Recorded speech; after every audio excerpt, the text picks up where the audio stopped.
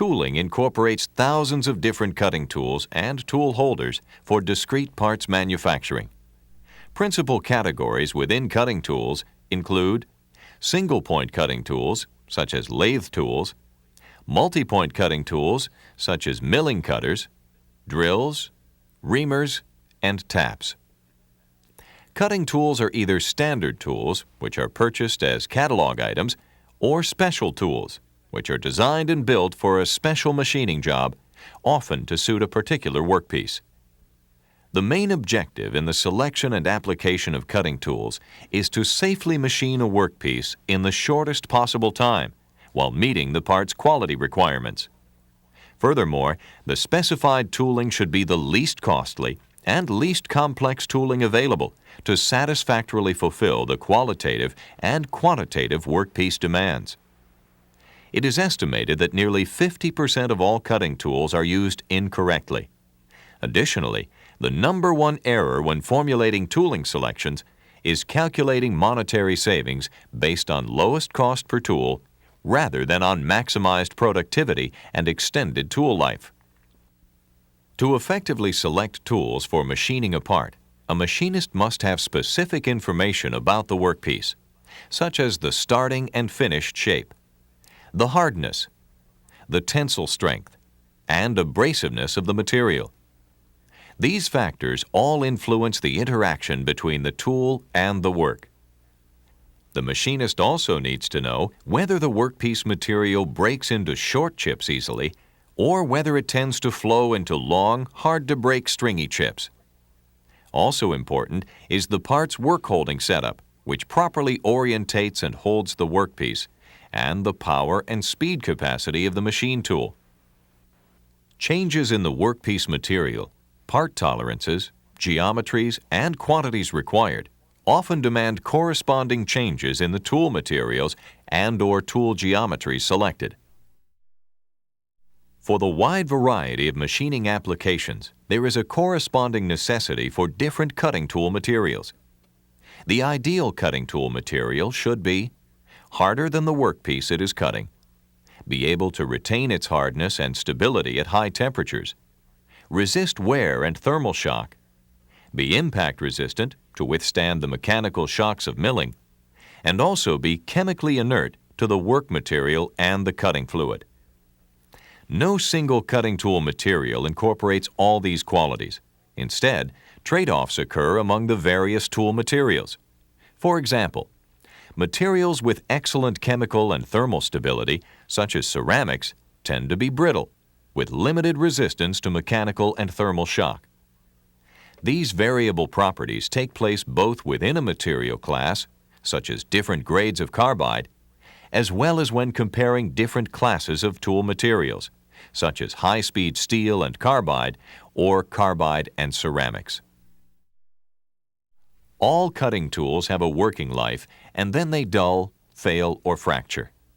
For this reason, they are called perishable tools. The cutting tool life cycle may be a single use or involve indexing to multiple edges, as with an insert, or multiple resharpening, such as with drills, end mills, and taps. It is a safety hazard to run any cutting tool until it breaks. This creates scrap, impacts tool and part costs, and reduces productivity.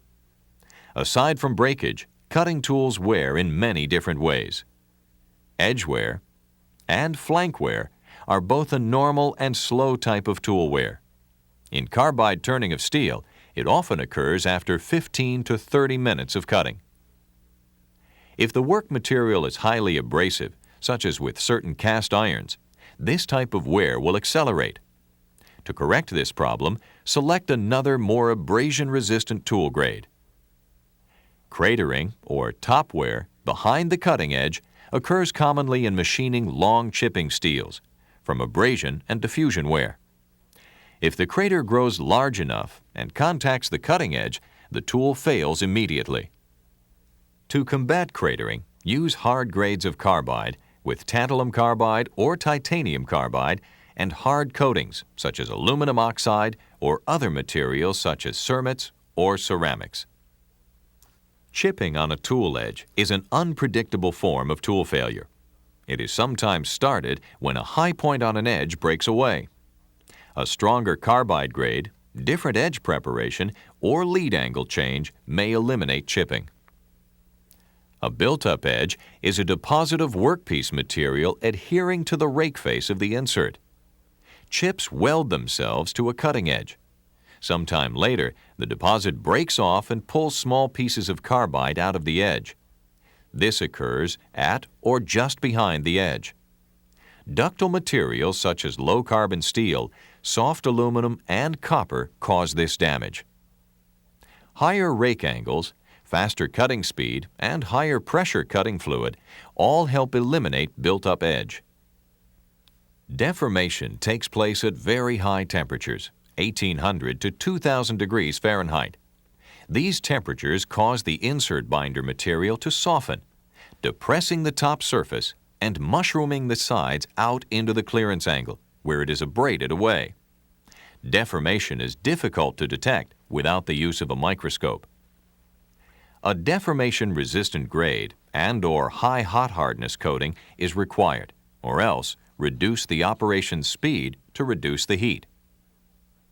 Thermal cracking occurs when inserts go through a rapid heat-cool cycle, such as in either interrupted cutting or when the coolant is improperly applied, suddenly cooling a hot insert. A notch at the depth of cut line may occur in machining high-temperature alloys or with any very hard outer layer, such as in a casting or forging. This is caused by the pullout of small particles of tool material at the flank, face, and cutting edge by the pressure welding of work material to the tool material.